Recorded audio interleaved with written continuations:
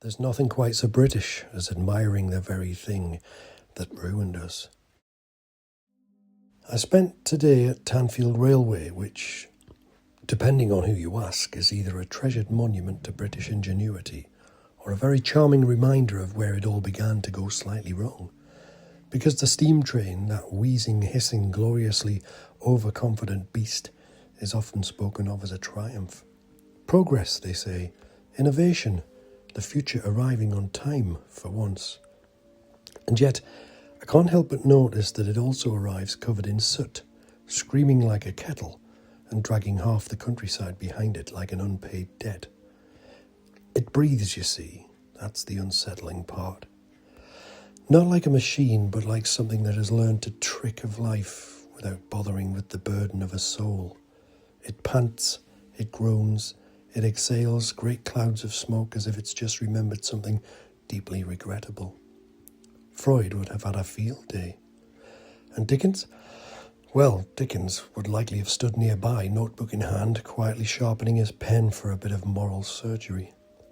In hard times, industry doesn't so much improve the world as redecorate it in shades of misery and efficiency. And yet here we are, smiling, filming, admiring. Because the truth is, we rather like our destruction so long as it's nostalgic. We like it when it comes with polished brass, friendly volunteers and a gift shop. Now, to be fair, the railway did connect us. That's the usual defence. E.M. Forster in Howard's End famously said, "Only connect." And yes, the railway connects. It connects towns, cities, and occasionally people who would very much rather remain unconnected. But it also connects problems, spreads them about a bit, ensures that no misery need remain local for long. Efficiency, after all, cuts both ways. And then there's the countryside, poor thing, forced to endure all this with the stoicism of a long-suffering host. Wordsworth, had he been standing where I stood, would not have been impressed. In the prelude, nature is something sacred, not something to be sliced through by a timetable. And yet the railway doesn't ask, it doesn't negotiate, it simply arrives, loudly, like an uninvited guest who insists on rearranging the furniture. Hardy, of course, saw the joke for what it was. Progress in his world isn't a victory, it's a quiet, creeping inevitability. In Tess of the D'Urbervilles, things don't improve, they merely change, and not always for the better. I'm watching that train today, puffing off into the distance like a Victorian promise that never quite delivered.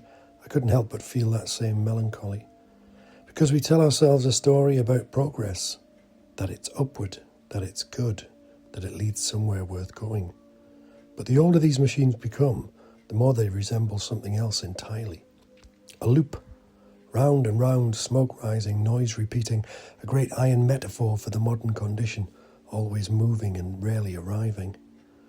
Now, I did at one point send a drone up, purely in the spirit of artistic inquiry, of course, and I was told politely, very politely, that I shouldn't, though just as politely it was admitted that I couldn't actually be stopped, which struck me as rather perfect, because that, in miniature, is the story of progress itself. A mildly concerned voice saying, "I'm not sure this is a good idea," followed immediately by the unmistakable sound of it happening anyway. And so the train runs, the smoke rises, and we stand there, cameras in hand, pretending this is all terribly quaint. When in truth, we're watching the birth of a world that never quite asked whether it should exist in the first place. Still, it does make for a lovely day out. If you enjoyed this, please like, subscribe, and I'll see you on the next one. Ideally one that hasn't already been industrialised itself. Come back soon. You never know what you'll find. Bye for now.